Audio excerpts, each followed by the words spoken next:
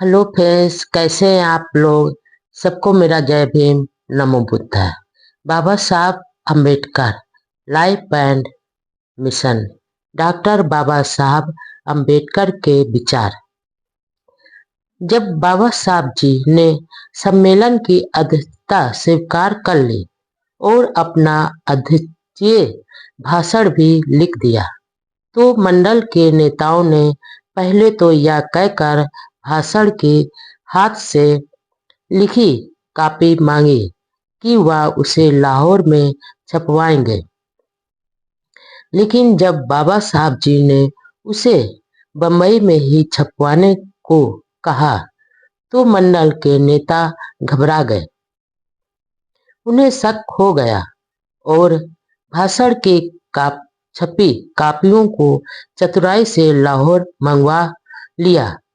22 अप्रैल 1936 को उन्होंने बाबा साहब जी को एक पत्र लिखा कि वह अपने अध्यक्षीय भाषण में से वह भाग काट दें जिनमें वेदों और गीता की आलोचना की गई है।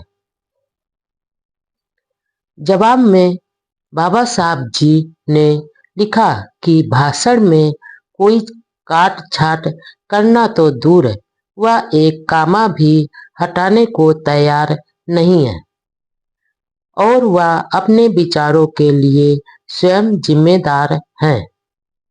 उन्होंने यह भी लिखा कि हिंदू के रूप में उनका यह आखिरी भाषण है। जात पात तोड़क मंडल को बाबा साहब जी का भाषण सहन नहीं हो पाया। वे धार्मिक रूढ़ियों पर प्रहार करने वाले तथा हिंदू धर्म में अछूतों की नरकीय दशा को की सच्चाई बताने वाले भाषण से घबरा गए। हिंदू धर्म के मंच पर ही हिंदू धर्म की कमियों को वे सुनना नहीं चाहते थे। आखिर मंडल ने यह कहकर कि स्वागत समिति अध्यक्ष के विचारों से सहमत नहीं है, सम्मेलन ही रद्द कर दिया। बाद में बाबा साहब का वह भाषण जात का विनाश, एनिहिलेशन ऑफ कास्ट के नाम से पुस्तक के रूप में छपा, जो आज देश दुनिया में खूब चर्चित है। जात का नाश करने वाले मानवतावादियों के लिए यह बहुत महत्वपूर्ण दस्तावेज है। उस किताब के अंग्रेजी संस्करण हाथों हाथ बिक गए और मांग इतनी बढ़ी कि उसका गुजराती, मराठी, पंजाबी, तमिल भाषाओं में भी अनुवाद कर छापा गया। इस घटना से हिंदू धर्म व उसके नेताओं के प्रति बाबा साहब का व्यवहार और अधिक कठोर हो गया। फिर सिख कॉन्फ्रेंस में भाग लेने से हिंदू अधिक चिढ़ गए। साथ में वे घबरा भी रहे थे। गांधी व उनके अनुयायियों में भी खलबली मची हुई थी। गांधी जी ने सेठ बालचंद, हीराचंद और जमनालाल बजाज जैसे करोड़पतियों को डॉक्टर अंबेडकर जी के पास भेजा और उन्हें कई तरह के प्रलोभन दिए। वर्धा में अछूतों ने बाबा साहब का भव्य स्वागत किया। इस पर दोनों सेठों ने कहा कि हम इनके लिए इतना पैसा खर्च करते हैं, लेकिन हमारे साथ ऐसा व्यवहार नहीं करते हैं जिस तरह दिल व उत्साह से ये आपसे मिलते हैं। बाबा साहब ने तुरंत उत्तर दिया, माँ और दाई में जो फर्क है वह मुझ में और आप में है।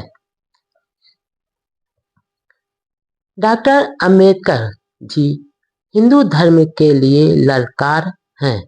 गांधी, जात का विनाश नाम से प्रकाशित उस पुस्तक का सार स्वयं बाबा साहब जी ने इस प्रकार बताया। जात पात की व्यवस्था ने हिंदू धर्म को बर्बाद कर दिया। यह फैलना तो दूर, पतन की ओर जा रहा है। जब तक जाति वर्ण भेद रहेगा, इसमें शुद्धि आंदोलन चलाना एक मूर्खता होगी। जाति भेद के रहते हुए कोई संगठन नहीं हो सकता, और जब तक संगठित नहीं होंगे तब तक हिंदू दुर्बल और दब्बू ही बने रहेंगे।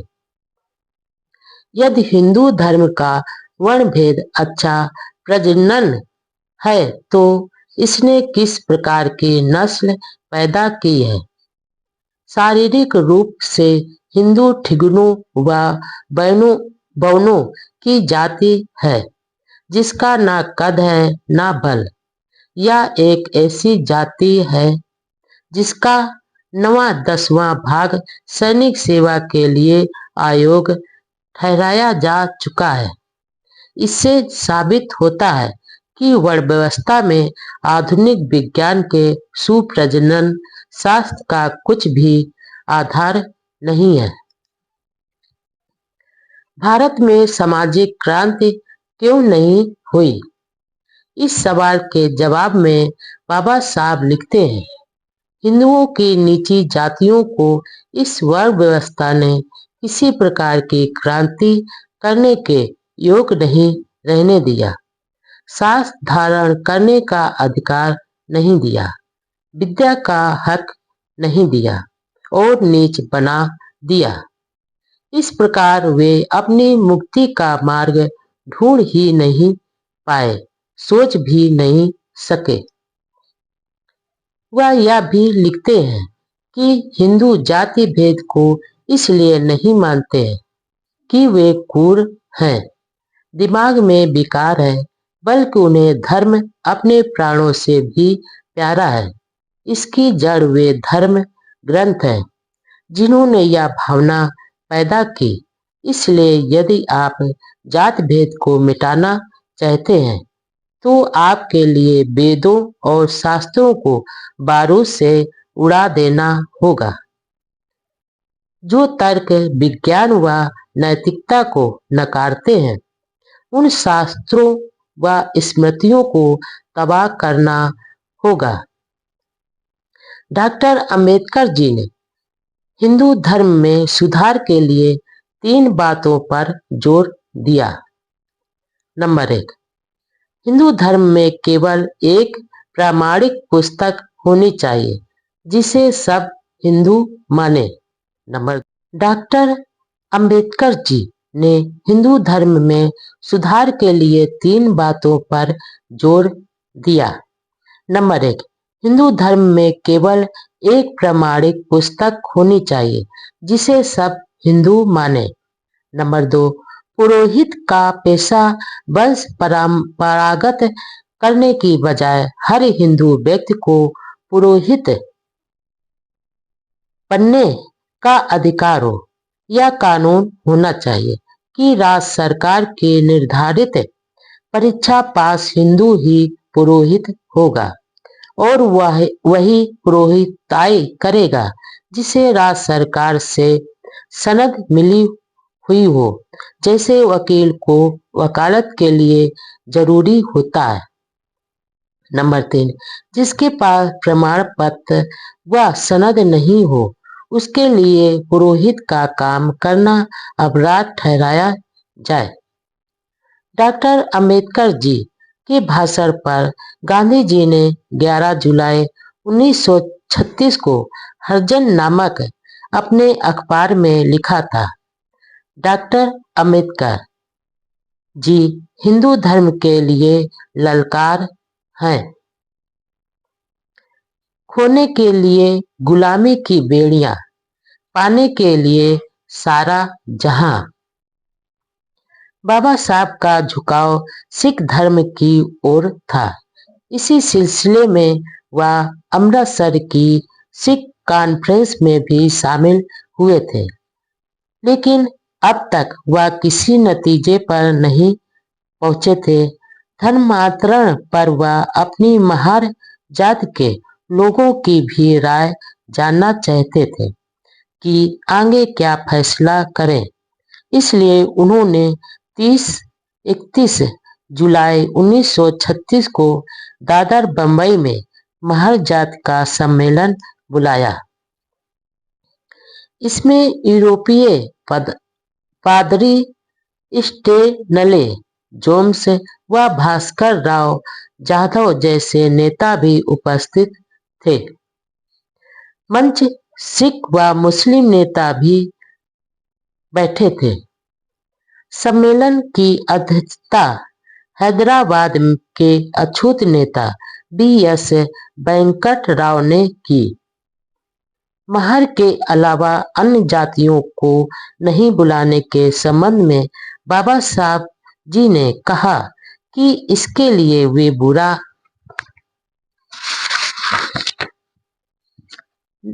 नहीं माने। अन्य जातियां भी ऐसे सम्मेलन कर या जाहिर करें कि उनका समर्थन है। आज भी अनुसूचित जातियों के पढ़े लिखे में आपसी जातीय खींचतान इतनी ज्यादा है तो उस समय अनपढ़ अछूतों की क्या दशा होगी। इसलिए बाबा साहब जी की दशा कितनी दुविधा में होगी, इसकी मात्र कल्पना ही की जा सकती है। डॉक्टर अम्बेडकर जी ने सम्मेलन में मराठी भाषा में 50 पेज का एक लिखित भाषण दिया। उन्होंने अछूतों से कहा, तुम्हारे पास गंवाने के लिए कुछ भी नहीं है। तुम सिर्फ अपनी गुलामी की बेड़ियों को ही गंवाओगे। जहां तक अछूत समाज हिंदू समाज के रहेगा, उसकी प्रगति नहीं होगी। समानता व स्वतंत्रता व स्वाभिमान के लिए इसे छोड़ देना चाहिए। तुम ऐसे धर्म में क्यों नरकीय जीवन गुजारते हो जो तुम्हें अछूत समझकर तुम्हें सम्मान, आजीविका, शिक्षा, आवास और धन से दूर रखता है। बाबा साहब जी ने कहा, मैं तुम्हें बताना चाहता हूँ कि धर्म मनुष्य के लिए, मनुष्य धर्म के लिए नहीं है। और जो धर्म तुम्हें नीच समझता है वह धर्म नहीं, गुलाम बनाए रखने की साजिश है। जो धर्म तुम्हें इंसान नहीं समझता, पीने योग्य पानी भी नहीं लेने देता, धार्मिक स्थानों में जाने नहीं देता, वह धर्म धर्म कहलाने का हकदार नहीं है। जो धर्म तुम्हें शिक्षा से वंचित रखता है, शारीरिक संसारिक विकास में बाधा डालता है, उसे धर्म हरगिज नहीं कहा जा सकता। जो धर्म अपने सहयोगियों से सहानुभूति व प्रेम करना नहीं सिखाता, वह धर्म नहीं, शक्ति का प्रदर्शन है। जो धर्म पशु को तो छूने की इजाजत देता है, लेकिन इंसान के छूने को पाप व अधर्म कहता है, वह धर्म नहीं बल्कि षड्यंत्र है। जो धर्म गरीब को गरीब और अनपढ़ रहने पर मजबूर करता है, वह धर्म नहीं बल्कि एक संकट है। वह धर्म नहीं बल्कि गुलाम बनाए रखने की साजिश है। डॉक्टर अम्बेडकर जी ने कहा, जिस धर्म में एक वर्ग विद्या अध्ययन करे, दूसरा शास्त्र धारण करे, तीसरा व्यापार करे और चौथा सिर्फ सेवा करे, ऐसा कहा गया है, वह धर्म मुझे स्वीकार नहीं। जो धर्म एक के हाथ में शस्त्र देकर दूसरे को निशस्त्र कहता है, वह धर्म नहीं बल्कि गुलाम बनाए रखने की साजिश है। जो धर्म कुछ लोगों के लिए धन प्राप्त करने का मार्ग खुला रखता है और बाकी लोगों को गुजारने के लिए दूसरों पर निर्भर रहने की आज्ञा देता है, वह धर्म नहीं बल्कि बड़ी स्वार्थपरता है।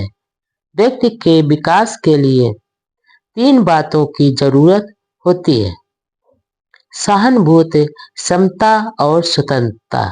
हिंदू धर्म में तुम्हारे लिए इन बातों में से एक भी नहीं है। हिंदू तुम्हें परायों से भी अधिक पराये मानते हैं। शत्रुता से भरे इस वातावरण में रहकर तुम्हारा क्या भला होगा? एक मनुष्य दूसरे मनुष्य को इतना अधिक पतित नीच समझे कि उसको छूने से भी इनकार करे, ऐसी प्रथा हिंदू धर्म के अलावा और कहीं मिलेगी क्या? कुछ लोग या तो कहते हैं कि छुआछूत हिंदू धर्म के माथे पर कलंक है, लेकिन हिंदू धर्म कलंकित है ऐसा एक भी हिंदू नहीं मानता। लेकिन तुम कलंकित हो, अपवित्र हो, या तो हिंदू मानते हैं। तुम्हारे में से जो मुसलमान या ईसाई हो गए, उनको हिंदू लोग अछूत नहीं मानते। तुम्हारी गरीबी, गुलामी व असमानता के लिए यदि कोई कारण है, तो वह तुम्हारा हिंदू धर्म है। जिस धर्म में मनुष्य की मनुष्यता का कोई मोल नहीं, वह धर्म किस काम का? कण कण में ईश्वर तो फिर अछूत पशु से बदतर क्यों? कण कण में ईश्वर का वास है, ऐसे मानने वाले ढोंगी हैं, क्योंकि वे इंसान को पशु से भी बदतर मानते हैं। ईसाई और मुसलमान धर्म में ऊंच नीच नहीं है, लेकिन हिंदू लोग तुम्हें नीच समझते हैं, इसलिए मुसलमान और ईसाई भी तुम्हें नीच समझते हैं। इसलिए इस कलंक को धोने का सही उपाय है, और वह है हिंदू धर्म का त्याग।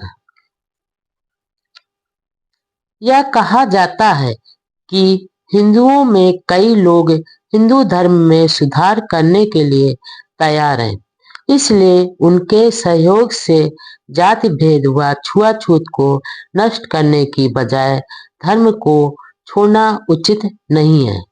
हिंदू धर्म के ऐसे ढोंगी समाज सुधारकों से मुझे घृणा है। अमेरिका में काले निग्रो को श्वेतों की गुलामी से आजाद कराने के लिए वहां के गोरे समाज सुधारकों ने गोरे शोषकों के खिलाफ ही घोर संघर्ष किया। क्या हिंदू समाज सुधारक अछूतों को सवर्ण हिंदुओं की गुलामी से मुक्त कराने के लिए वैसा गृह युद्ध करने को तैयार है? हिंदू धर्म मेरी बुद्धि को जचता नहीं, लेकिन बाबा साहब जी ने साथ में यह भी कहा, धर्मांतरण की सार्थकता जांचे बिना कोई भी धर्मांतरण नहीं करे। यह मेरी राय है। धर्म मनुष्य के लिए है, मनुष्य धर्म के लिए नहीं। बाबा साहब जी ने कहा है, धर्म मनुष्य के लिए है, मनुष्य धर्म के लिए नहीं। इस सम्मेलन में दिया गया भाषण डॉक्टर अंबेडकर जी के ऐतिहासिक महत्व के उत्कृष्ट भाषणों में से एक है। सम्मेलन में धर्मांतरण करने का प्रस्ताव पास हुआ। डॉक्टर अंबेडकर जी ने सिख, इस्लाम, बौद्ध सभी धर्मों के प्रतिनिधियों से मिलकर विचार विमर्श किया, लेकिन सभी को यही जवाब दिया कि मैं अभी तक किसी निश्चित नतीजे पर नहीं पहुंचा हूं। दरअसल वह सभी को आजमा रहे थे, लेकिन बाबा साहब जी की एक बात बहुत ही महत्वपूर्ण थी वह यह थी कि हालांकि उन्हें हिंदू धर्म और हिंदू समाज से लाख शिकायतें थी, लेकिन वह भारतीय हिंदू समाज के प्रति अपनी मानवीय जिम्मेदारी भी महसूस करते थे। उनमें बदले की भावना कतई नहीं थी। वह इसी समाज व देश में रहकर मानवता की सेवा करना चाहते थे। वह एक स्वाभिमानी सज्जन व मानवतावादी पुरुष थे। उन्होंने कहा, इस्लाम या ईसाई धर्म स्वीकार करने से दलितों की राष्ट्रीयता में अंतर आ जाएगा। यदि वे इस्लाम कबूल करेंगे तो मुसलमानों की संख्या देश में दुगनी हो जाएगी और मुस्लिम सत्ता या राष्ट्र का खतरा भी पैदा होगा। यदि वे ईसाई बनेंगे तो ईसाइयों की संख्या काफी बढ़ जाएगी और इससे भारत में ब्रिटिश सत्ता सुदृढ़ होगी। इसके उल्टे यदि वे बौद्ध या सिख धर्म ग्रहण करते हैं तो उनकी राष्ट्रीयता व संस्कृति में कोई अंतर नहीं आएगा और वे देश की राजनीतिक प्रगति में सहायक होंगे। ऐसा था बाबा साहब का राष्ट्र प्रेम। निजाम हैदराबाद की ओर से मुस्लिम नेता डॉक्टर अंबेडकर जी से लगातार संपर्क बनाए हुए थे। उन्होंने 6 करोड़ रुपयों का प्रलोभन भी दिया, लेकिन बाबा साहब जी ने इस पेशकश को ठुकराते हुए कहा, अछूत कोई भेड़ बकरियां नहीं है जिनको मंडी में खरीदा या बेचा जा सकता है। ईसाई मिशनरी भी भाग दौड़ कर रहे थे, लेकिन डॉक्टर अंबेडकर जी ऐसा धर्म चाहते थे जो भारतीय हो और जिसमें जाति वर्ण भेद नहीं हो। इसलिए शुरू में वह सिख धर्म की ओर आकर्षित हुए। सिख नेताओं से लंबी चर्चाएं भी हुई, लेकिन हाँ नहीं कहा। यह सही है कि सिख धर्म में सैद्धांतिक तौर पर जाति वर्ण भेद नहीं है, लेकिन व्यवहार में वहां भी जात पात ऊंच नीच है, अछूत जातियां हैं, जिससे स्वयं सिख नेताओं ने भारत सरकार के समक्ष स्वीकार भी किया है। सिख धर्म का उदय हिंदू धर्म में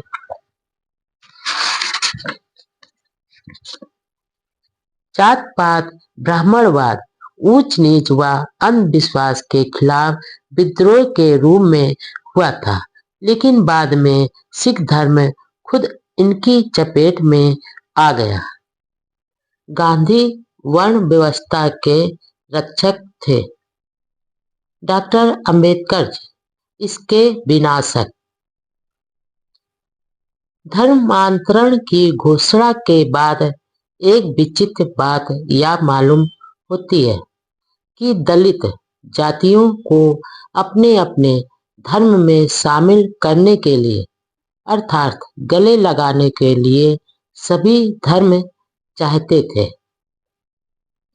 उनके नेता बार बार डॉक्टर अंबेडकर जी से मिल रहे थे, भविष्य में धर्म परिवर्तित अछूतों के सामाजिक आर्थिक विकास का भरोसा भी दिला रहे थे। एक मुश्त करोड़ों रुपए सहायता राशि देने को भी तैयार थे, लेकिन हिंदू धर्म गुरु व समाज के नेता अछूतों व उनके नेता डॉक्टर अंबेडकर जी को मनाना तो दूर उल्टा गालियां दे रहे थे। कुछ गिने चुने सुधारवादी लोग चिंता जता रहे थे, लेकिन उनका कोई महत्व नहीं आका रहा था। पूरा हिंदू समाज उदासीन व बेफिक्र था। धर्म को बचाने की बजाय डॉक्टर अंबेडकर जी को कोसने में लगा हुआ था। अछूतों का धर्मांतरण के निर्णय से हिंदू नेता परिचित थे, लेकिन वे उदासीन थे। उनमें ऐसी उदासीनता क्यों है, इसके बारे में डॉक्टर अंबेडकर जी ने लिखा, उदासीनता से बढ़कर कोई रोग नहीं हो सकता है और वर्ण व्यवस्था के जाति वर्ण भेद के कारण ये उदासीन है, क्योंकि वर्ण भेद के रहते संगठित हो ही नहीं सकते, सहयोग नहीं कर सकते। कांग्रेस के नेता भी धर्मांतरण के सवाल पर उदासीन ही रहे। उधर हिंदू नेता कांग्रेस नेताओं की आलोचना करते थे। वर्ण व्यवस्था हिंदू धर्म का एक रोग है, जिसके लिए गांधी जी ने डॉक्टर अंबेडकर जी को कहा था, यदि आप वर्ण भेद का विनाश करना चाहते थे तो मैं आपके पक्ष में नहीं हो सकता। यानी गांधी रोग के रक्षक थे और डॉक्टर अंबेडकर जी रोग के विनाशक थे। आखिर गंदगी को गंदगी से कैसे धोया जा सकता है? जात भेद का समर्थन करके छुआछूत का निवारण नहीं किया जा सकता। डॉक्टर अंबेडकर जी द्वारा धर्मांतरण की घोषणा के बाद मैसूर राजा ने घोषणा कर दी कि दरबार के दशहरा महोत्सव में दलित जात के लोग शामिल हो सकेंगे और sir G P Ramaswami Iyer की कोशिशों के बाद त्रिवणकोर रियासत में राज के अधीन सैकड़ों मंदिरों के दरवाजे अछूतों के लिए खुले कर दिए। गांधी जी पहले यंग इंडिया नाम से अखबार निकालते थे, लेकिन पुणे समझौते के बाद इसका नाम हरिजन कर दिया। 10 जून 1936 को एक इटालियन भिक्षु लोकनाथ भी दादर के राजगृह में बाबा साहब से मिले। हिंदू महासभा के प्रवक्ता डॉक्टर मुंजे अपने मित्रों के साथ 10 जून 1936 को बंबई में डॉक्टर अंबेडकर जी से मिले और सिख धर्म अपनाने का आग्रह किया। इस दौरान हिंदू महासभा के नेताओं ने डॉक्टर अंबेडकर जी से हमेशा अलग चलने वाले अछूत नेता एम.सी. राजा को भी भड़काया। राजा ने गांधी व मालवीय को पत्र लिखकर सलाह मांगी। उस समय कांग्रेस के नेता गोविंद बल्लभ पंत ने कहा, हरिजनों को दोनों बातों का लाभ नहीं मिलेगा। वे अछूत हिंदू के रूप में विशेष अधिकारों का लाभ लेवें या हिंदू बनकर उनका त्याग करें। पंत को डॉक्टर अंबेडकर जी ने जवाब दिया, कांग्रेस पार्टी की यह साजिश है कि अछूत लोग और मैं घबराकर आने वाले चुनाव में लड़े ही नहीं।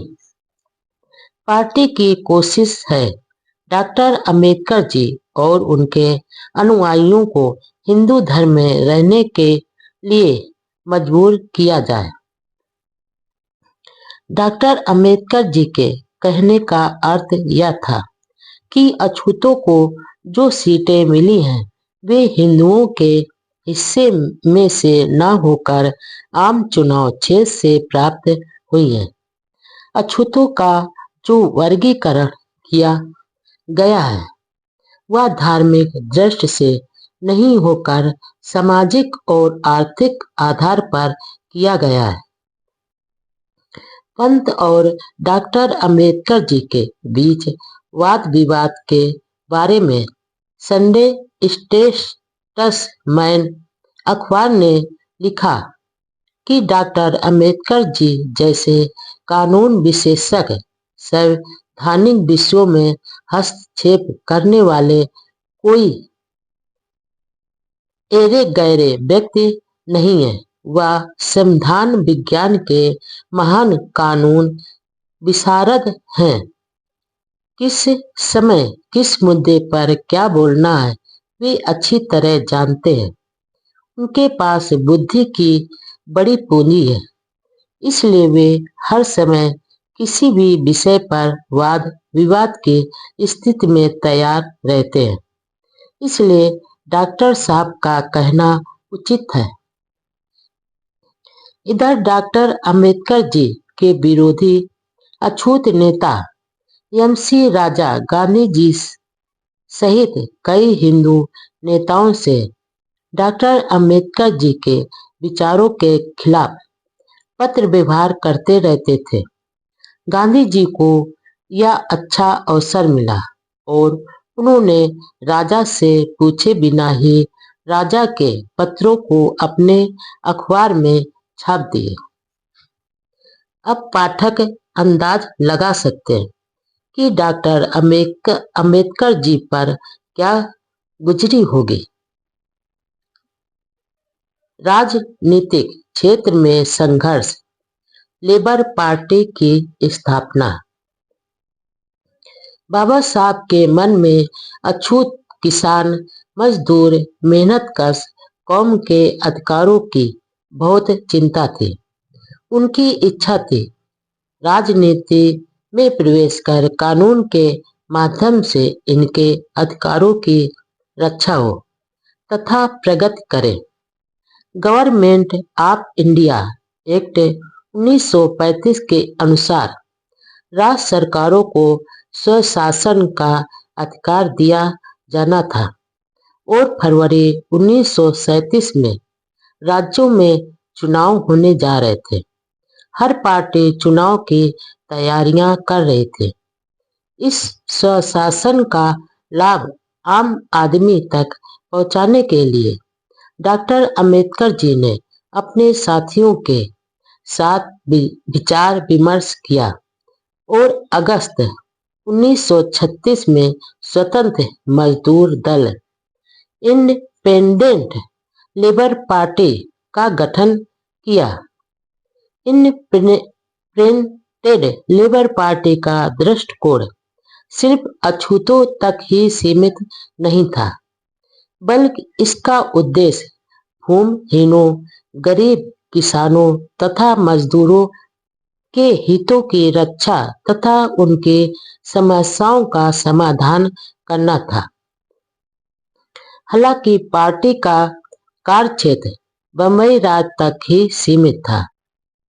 डॉक्टर अंबेडकर जी ने नई राजनीतिक पार्टी में अछूतों के अलावा गैर दलितों को भी जोड़ने की योजना बनाई, क्योंकि उन्होंने लिखा, आज का युग जातीय गठबंधन का नहीं है। इंडिपेंडेंट लेबर पार्टी का उद्देश्य श्रमिकों का कल्याण है या मजदूरों का संगठन है। दलित वर्ग डिप्रेस्ड क्लास नाम के स्थान पर मजदूर शब्द का प्रयोग करने का उद्देश्य एक ही है, वह है मजदूर वर्ग में दलित वर्ग का समावेश करना। लेबर पार्टी की मान्यता थी कि किसान की जमीन के निरंतर टुकड़े होना और उन पर जनसंख्या का दबाव होना किसानों की गरीबी का मुख्य कारण है। इसका समाधान यह है कि पुराने लघु उद्योगों को बहाल किया जाए और नए उद्योग शुरू किए जाएं। लोगों की योग्यता और उत्पादन शक्ति बढ़ाने के लिए उन्हें तकनीकी शिक्षा दी जाए। इसके लिए सरकार की ओर से उद्योग चलाने और प्रबंध करने का सुझाव दिया गया। कारखाने के कामगारों के रोजगार तथा कल्याण के लिए बेहतर कानून बनवाना भी पार्टी का एक लक्ष्य था। काम के घंटे तय करना, प्रमोशन के अवसर देना, वेतन, छुट्टियां, आवास की उपयुक्त सुविधा आदि के लिए प्रभावी कानून बनवाने के लिए सरकार को बाध्य करना दल के अन्य लक्ष्य थे। सामाजिक सुधारों के बारे में पार्टी ने घोषणा की कि पार्टी समाज सुधारकों व प्रगतिशील विचारकों को सहयोग करेगी तथा पूंजीवाद, ब्राह्मणवाद, सामंतवाद व धर्मांधता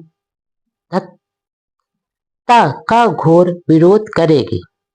पार्टी में सुझाव दिया कि धार्मिक स्थलों का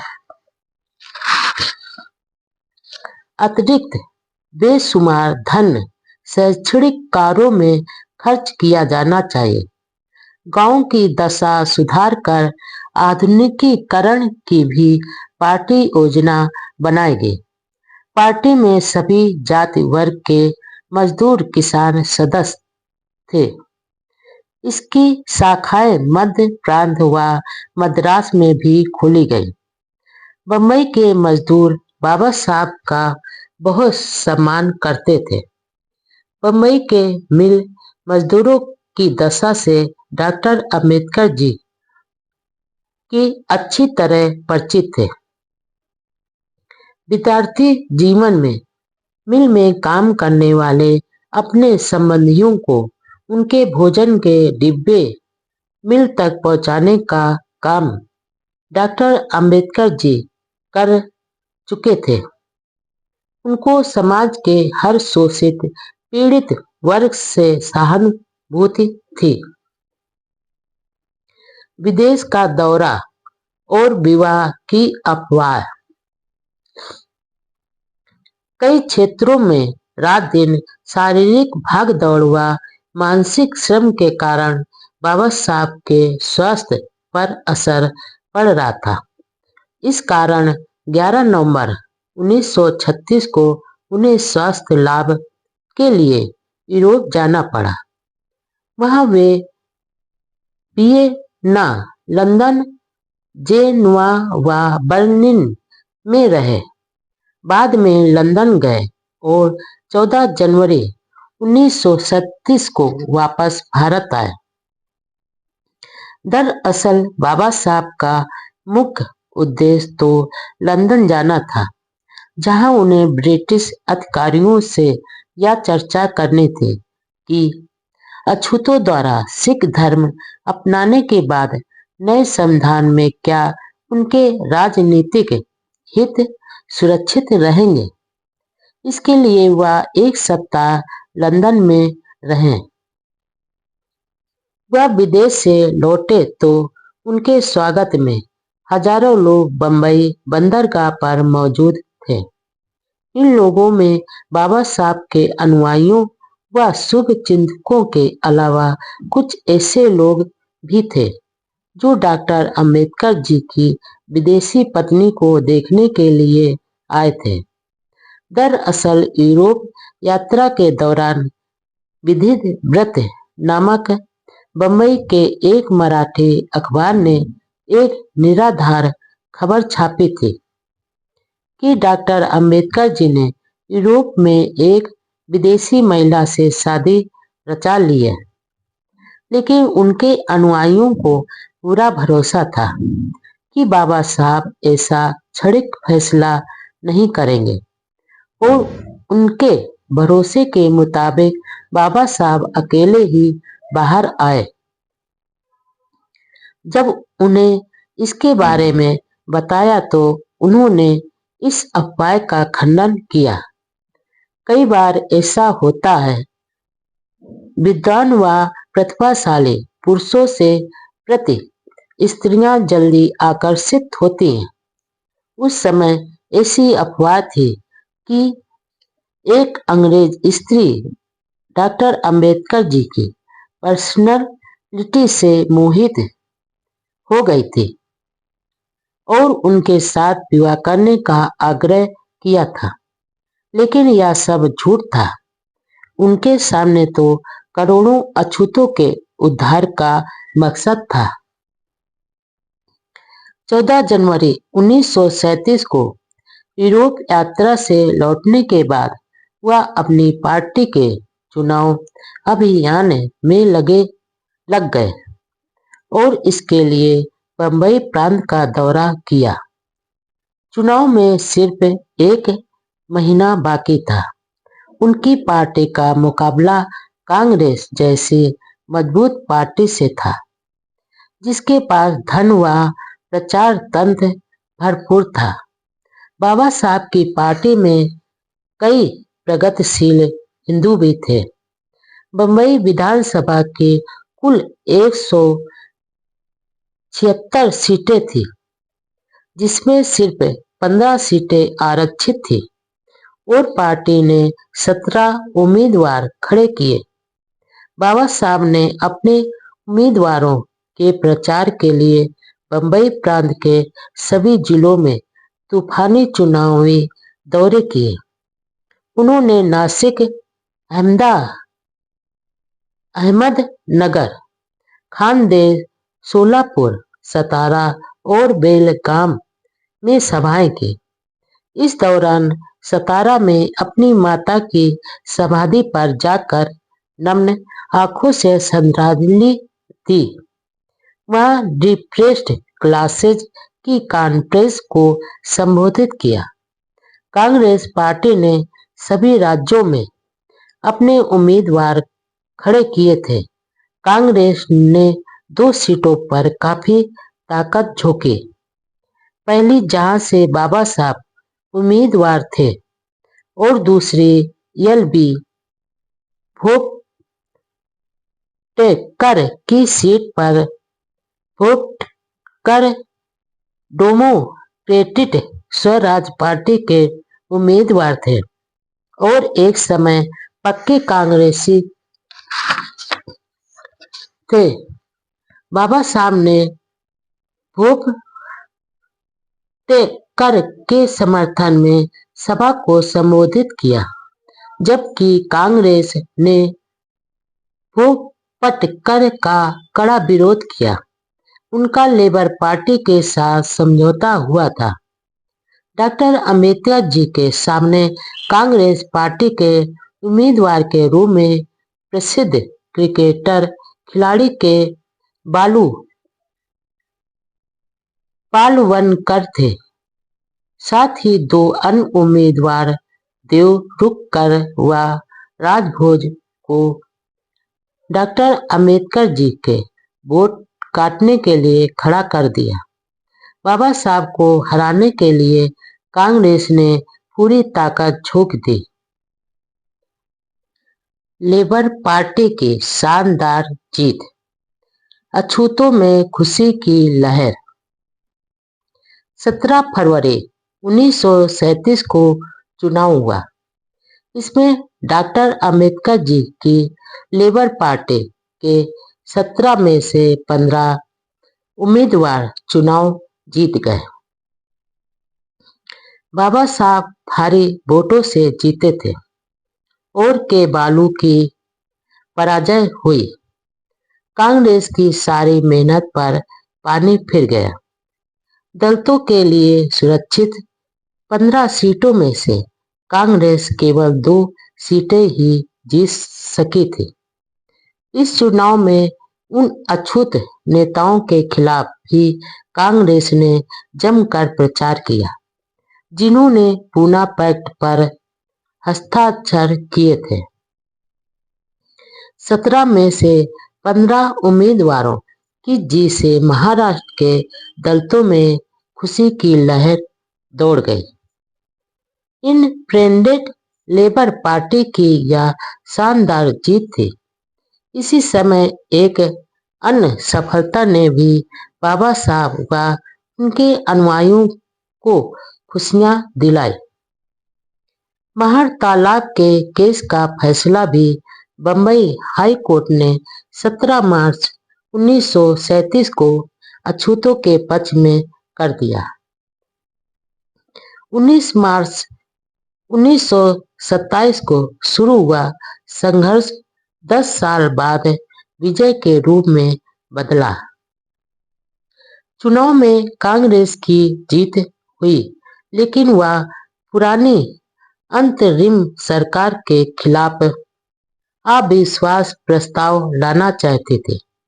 डॉक्टर अंबेडकर जी विपक्ष के मजबूत नेता के रूप में थे, जो कांग्रेस के लिए बड़ी चुनौती थी, क्योंकि एक तो वह कांग्रेस के कट्टर आलोचक थे, दूसरे कांग्रेस की राजनैतिक चालों को भली भांति जानते थे। कांग्रेस नेताओं ने अस्थायी सरकार के खिलाफ अविश्वास प्रस्ताव पेश करने के लिए सर धर्मजीत शाह, वी कपूर व जमना दास मेहता ने डॉक्टर अंबेडकर जी से सहयोग मांगा। डॉक्टर अंबेडकर जी को इस प्रस्ताव में कोई तुक नहीं दिखाई दिया, इसलिए उन्होंने मना कर दिया।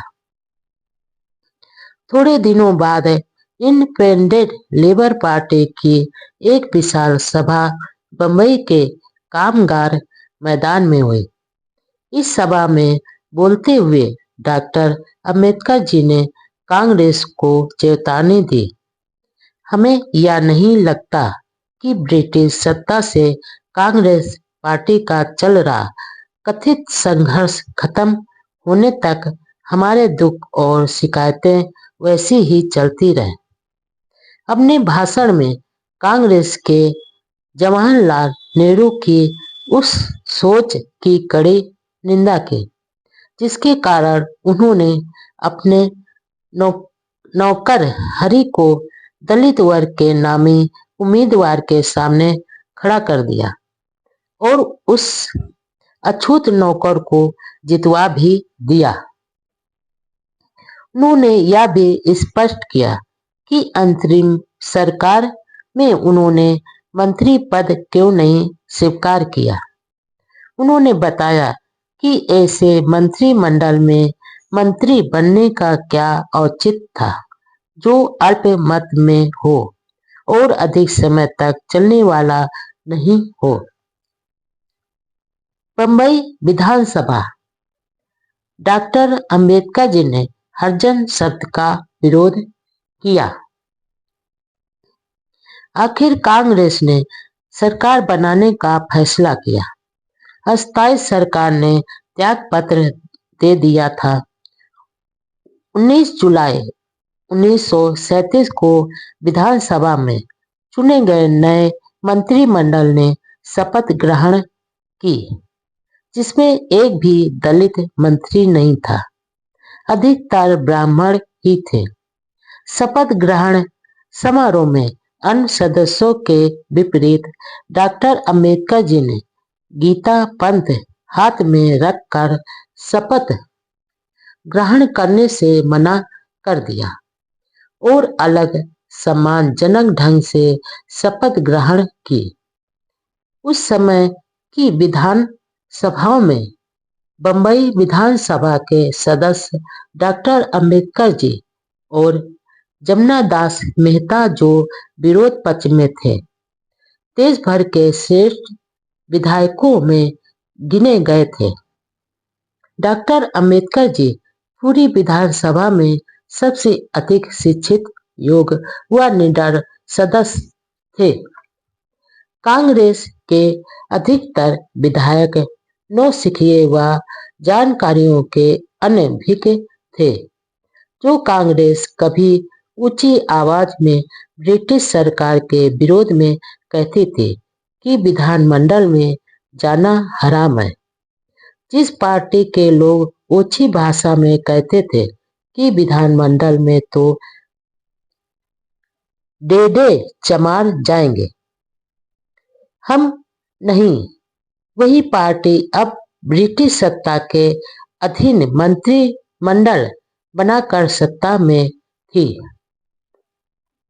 विधानसभा में एक बार एक सरकारी बिल में अछूतों के लिए हरिजन शब्द का प्रयोग करने की सिफारिश की गई। उसका विरोध नासिक के दलित नेता बाबा साहब गायकवाड़ और डॉक्टर अंबेडकर जी ने किया। अछूत सदस्यों का बहुमत हरिजन शब्द के खिलाफ होने के बावजूद सवर्ण हिंदुओं के बहुमत के आधार पर हरिजन शब्द उनके मत्थे मढ़ दिया गया। दादा साहब गायकवाड़ का यह तर्क था कि यदि अछूत लोग ईश्वर के जन हैं, तो क्या सवर्ण हिंदू किसी दानव से संबंधित हैं? डॉक्टर अंबेडकर जी ने कहा कि इस समय मैं कोई अच्छा शब्द सुझाने की स्थिति में नहीं हूँ। इस पर मिल बैठकर विचार कर लेंगे। लेकिन उनकी कांग्रेस सरकार ने नहीं सुनी। दरअसल बाबा साहब को हरिजन शब्द में पाखंड की बू आती थी।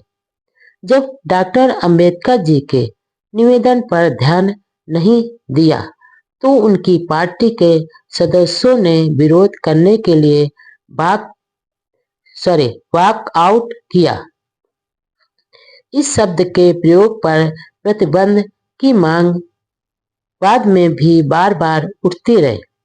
आखिर एक अम्बेडकरवादी कार्यकर्ता व रतनलाल कैन के प्रयासों से केंद्र सरकार के गृह मंत्रालय ने 16 अगस्त 1990 के द्वारा हरिजन व गिरिजन शब्द का सरकारी कामकाज में प्रयोग करने पर रोक लगाई। मजदूरों, किसानों के हित, जमींदारी प्रथा के विरोध में बिल। महाराष्ट्र के गांवों में ज्यादातर महार अछूत लोग सरकारी चौकीदारी का काम करते थे, जिसके बदले में उन्हें बतनी जमीन मिली थी, लेकिन उस पर उनका कोई अधिकार नहीं था। जमीन के छोटे टुकड़े होने से उस पर पैदावार नहीं के बराबर होती थी, जबकि सरकारी चौकीदार के रूप में उनके रात दिन गुलामों की तरह काम लिया जाता था। इसलिए डॉक्टर अंबेडकर जी ने इस वतनी जमीन प्रथा को खत्म कर खेत जोतने वालों का भूमि पर अधिकार हो, इस आशय का बिल विधानसभा में पेश किया। लेकिन कांग्रेस सरकार का समर्थन न मिलने के कारण बिल पास नहीं हो सका। इसके बाद कोंकण क्षेत्र की खेती प्रथा, जो जमींदारी प्रथा जैसी थी, उसे भी खत्म करने के लिए डॉक्टर अंबेडकर जी ने बिल पेश किया। इसके लिए महाराष्ट्र के कई जिलों में संपर्क कर मजदूर किसानों का मोर्चा काउंसिल हॉल पर भी निकाला, लेकिन कांग्रेस यह कतई नहीं चाहती थी कि डॉक्टर अंबेडकर जी का कोई कार्यक्रम सफल हो। हालांकि दोनों बिल मजदूर किसानों के रोजी रोटी से जुड़े थे, लेकिन कांग्रेस नेताओं को इसकी बिल्कुल चिंता नहीं थी। 31 जुलाई 1937 को डॉक्टर अंबेडकर जी एक मुकदमे के सिलसिले के दुलिया गए। 40गांव स्टेशन पर उनका जोरदार स्वागत किया गया। डॉक्टर अंबेडकर जी कौन है? डॉक्टर अंबेडकर जी हमारे राजा हैं के नारों से आसमान गूंज उठा। ऐसा सम्मान तो उस राजा को भी नहीं मिला होगा जो राज परिवार में पैदा होने के कारण राजा बना हो। बाबा साहब तो ऐसे राजा थे जो गरीबों, शोषितों व मेहनत कशों के दिलों में राज करते थे। रात को दुलिया के विजयानंद थिएटर में डॉक्टर अंबेडकर जी के सम्मान में एक सभा का आयोजन किया गया। वहां उन्होंने कहा, हमें यह बात अच्छी तरह ध्यान में रखनी चाहिए कि अछूतों के कल्याण के प्रति ध्यान न देने वाले अंग्रेजों की जगह अब सामाजिक जीवन में अत्याचार करने वाले लोगों ने सत्ता पर कब्जा कर लिया है, जो कांग्रेस से हैं। अब सावधान रहने की जरूरत है। हर मंत्रिमंडल में ब्राह्मण नेता हैं। इसमें दलितों के लिए कोई स्थान नहीं है। कांग्रेस पार्टी मंत्रिमंडल द्वारा ब्राह्मणवाद को घुसा रही है। मेहनतकश मजदूरों के चहेते नेता बने डॉक्टर अंबेडकर जी। औद्योगिक विवाद बिल के अनुसार मजदूरों के हड़ताल करने के अधिकार को कुछ परिस्थितियों में अवैध या जुर्म घोषित करने का अधिकार सरकार को मिला हुआ था। इसके खिलाफ डॉक्टर अंबेडकर जी की लेबर पार्टी और बंबई प्रांतीय ट्रेड यूनियन कांग्रेस ने 7 नवंबर 1938 को बंबई व अन्य शहरों की मिलों में एक दिन की हड़ताल करने की घोषणा की। सरकारी विरोध के बावजूद हड़ताल सफल रही। डॉक्टर अंबेडकर जी की लीडरशिप में हुई इस सफल हड़ताल के बाद वे मजदूरों के चहेते नेता बन गए। 7 अगस्त 1937 को लेबर पार्टी की साधारण बैठक नागापाड़ा के नेबरहुड हाउस में हुई। डॉक्टर अंबेडकर जी पार्टी के अध्यक्ष व कोषाध्यक्ष चुने गए। Barrister MB. समर्थन को महासचिव, चित्रे व उपसाम को सचिव चुना गया। वह सभा में डॉक्टर अंबेडकर जी ने कहा, यह सच है कि गोलमेज कॉन्फ्रेंस में उन्हें यह मांग पेश करने की नहीं सूझी कि हर मंत्रिमंडल में अछूतों का एक प्रतिनिधि भी जरूर लिया जाना चाहिए। 23 अगस्त 1937 को बंबई विधानसभा के मंत्रियों के वेतन संबंधी बिल पेश किया। इस बिल में मंत्रियों का वेतन 500 रुपये हर महीने, साथ में गाड़ी, मकान, भत्ता आदि प्रस्तावित था। डॉक्टर अंबेडकर जी ने कई आधार पर इसका विरोध किया। उन्होंने कहा, मंत्रियों का वेतन निर्धारित करते समय 4 सिद्धांतों से नियंत्रित होना जरूरी है।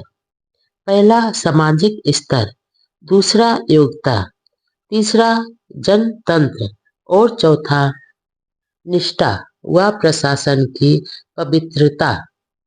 राज्य के 3 आधारों में कार्यपालिका विभाग की भूमिका निभाती है। जो व्यक्ति योग्य है उसके लिए 500 रुपये की राशि जनता द्वारा प्रदत्त विश्वास की तुलना में कोई महत्व नहीं रखती, इसलिए वह जीवन के अन्य क्षेत्रों में जा सकता है। और परिणाम यह हो सकता है कि जिनके लिए पैसों का विरोध महत्व नहीं है, वे लोग राजनीतिक शक्ति पर कब्जा जमा लेंगे। उन्होंने आगे कहा, यदि देश के जीवन स्तर को ध्यान में रखा जाए तो हर मंत्री को 75 रुपये वेतन मिलना चाहिए। जैसा कि डॉक्टर जॉनसन का विचार था कि देशभक्ति दुष्ट बदमाशों के लिए अंतिम शरण है, उसमें मैं इतना जोड़ना चाहता हूँ कि राजनीतिज्ञों के लिए भी देशभक्ति अंतिम आश्रय स्थान है।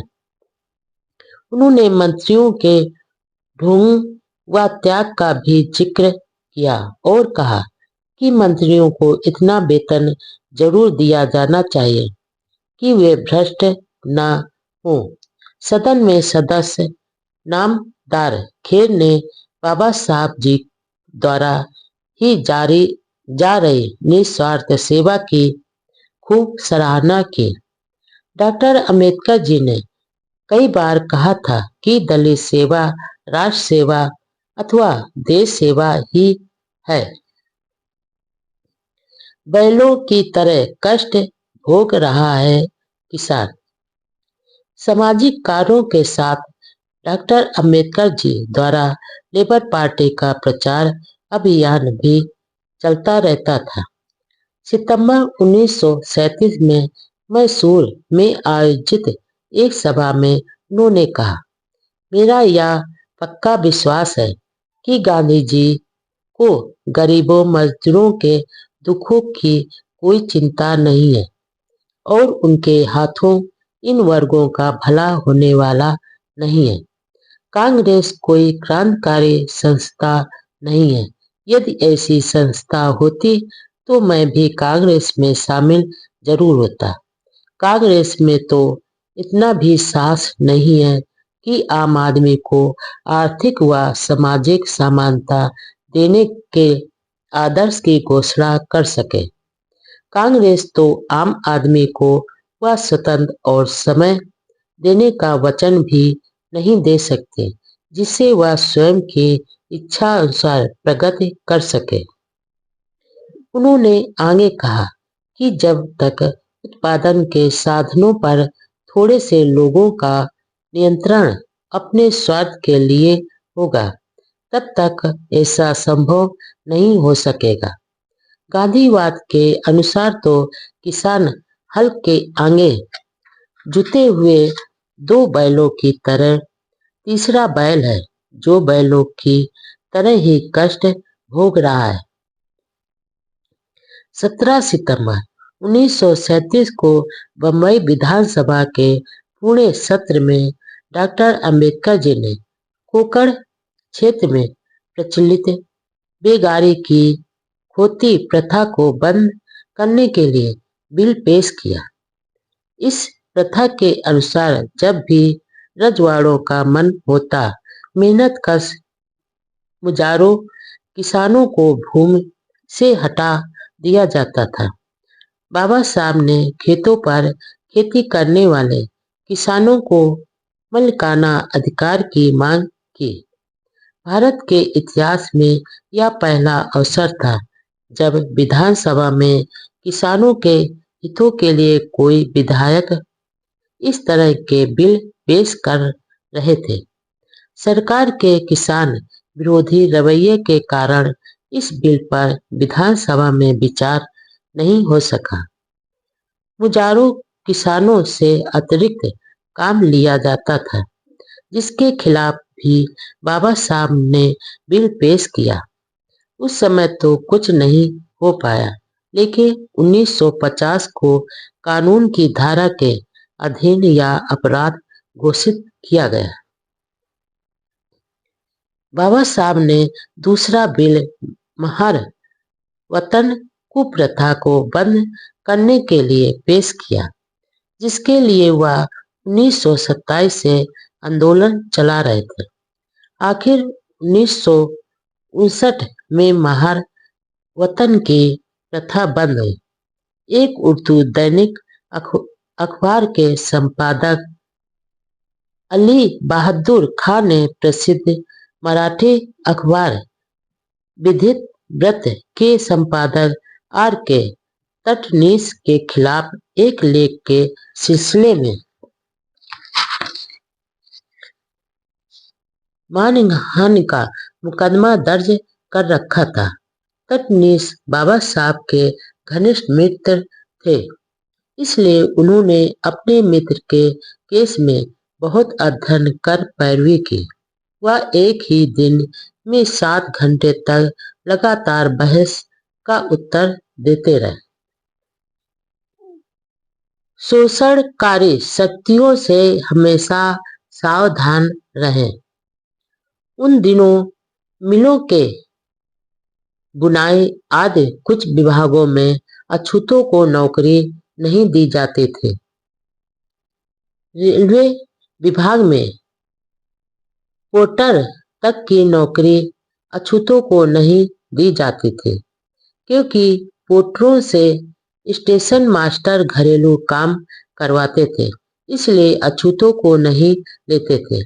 डॉक्टर अंबेडकर जी ने इस अन्याय के खिलाफ बार बार आवाज उठाई।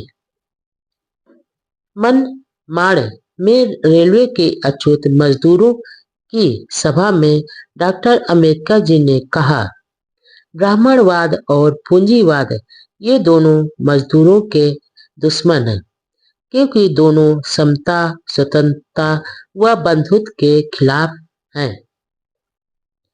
डॉक्टर अंबेडकर जी शुरू से ही कम्युनिस्टों के विरोधी थे। उनका साफ कहना था कि कम्युनिस्टों ने अपने राजनीतिक उद्देश्यों के लिए मजदूरों का शोषण किया है। साम्यवादियों की वर्ग आधारित आर्थिक व्याख्या से डॉक्टर अंबेडकर जी सहमत नहीं थे। वह मानते थे कि सिर्फ धन ही नहीं, बल्कि धर्म और सामाजिक सम्मान भी जीवन में महत्वपूर्ण है। सामाजिक सुधार की समस्या सब समस्याओं की जड़ है और कम्युनिस्ट उस पर विचार नहीं करते हैं। नवंबर 1937 में बंबई के आद्रविड़ तरुण संघ के कुछ अछूत युवकों द्वारा बाबा साहब का सम्मान किया गया। वहां उन्होंने युवाओं को आगाह किया कि वे कांग्रेस में नहीं जाएं। यदि वे वहां गए तो अछूतों की आवाज उठाने वाला कोई नहीं रहेगा। इसी महीने में लेबर पार्टी के नासिक के समर्पित नेता भाऊराव गायकवाड़ का बंबई में सम्मान समारोह आयोजित किया गया। भाऊराव ने बाबा साहब के नेतृत्व में अछूतों के सामाजिक, राजनैतिक व धार्मिक अधिकारों के लिए हर जगह संघर्ष किया। डॉक्टर अंबेडकर जी ने उनकी सेवाओं के लिए बहुत प्रशंसा की। बाबा साहब बहुत कम लोगों की ऐसी तारीफ करते थे। 1 जनवरी 1938 को सोलापुर जिले के दलित समाज के एक सम्मेलन में शामिल हुए। यह सम्मेलन वहां के प्रसिद्ध हिंदू तीर्थ पंढरपुर में आयोजित किया गया। पंढरपुर जाते समय रास्ते में कुर्दवाड़ी स्टेशन पर उनका स्वागत किया गया। वहां से एक खास मोटर में से वे पंढरपुर पहुंचे। रास्ते में करकेव गांव में संत समाज की सभा में भाषण में कहा कि कांग्रेस से हमेशा सावधान रहो, क्योंकि हमारा शोषण, छल और खून चूसने वाले लोगों के साथ कांग्रेस ने समझौता किया है। हमें हमेशा याद रखना चाहिए कि खादी के कपड़े व खादी की टोपी पहनकर ये लोग हमारे कल्याण का ढोंग रच रहे हैं। दोपहर को पंढरपुर पहुंचने पर डाक बंगले तक डॉक्टर अंबेडकर जी को जुलूस के रूप में लाया गया। इस सम्मेलन में लगभग 1000 प्रतिनिधि थे। अपने भाषण में डॉक्टर अंबेडकर जी ने कहा कि इस समय 3 सवाल हमारे सामने हैं। पहला, क्या उनको कभी हिंदू समाज में बराबरी का दर्जा मिल सकेगा? दूसरा सवाल कि क्या हमें राष्ट्रीय संपत्ति में पर्याप्त हिस्सा मिलेगा? और तीसरा सवाल यह है कि हमारे स्वाभिमान और स्वयं की सहायता करने के आत्मनिर्भरता आंदोलन का आगे क्या होगा?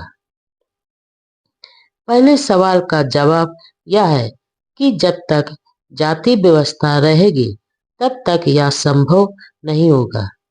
दूसरे सवाल के जवाब में उन्होंने पूंजीवादियों द्वारा शासित कांग्रेस द्वारा पिछड़ों के साथ किए जा रहे व्यवहार की कड़ी निंदा करते हुए बताया कि जब तक कांग्रेस पूंजीपतियों के हाथ में है, तब तक गरीब जनता अपने आर्थिक विकास के लिए वर्तमान सरकार पर विश्वास नहीं कर सकती। इसके लिए बाबा साहब जी ने कहा कि गरीबों का शोषण करने वाले पूंजीपतियों के खिलाफ साझा मोर्चा बनाकर संघर्ष जारी रखना चाहिए होगा। उन्होंने कहा कि हमें यह बात ध्यान में रखनी है कि वे इस कदम द्वारा कुछ भी खोने वाले नहीं हैं, जबकि वे सब कुछ प्राप्त कर सकते हैं। बस उन्हें बलिदान के लिए तैयार रहना होगा। मौत के डर से मुक्त होकर शेरों की तरह गरज कर आगे बढ़ना होगा।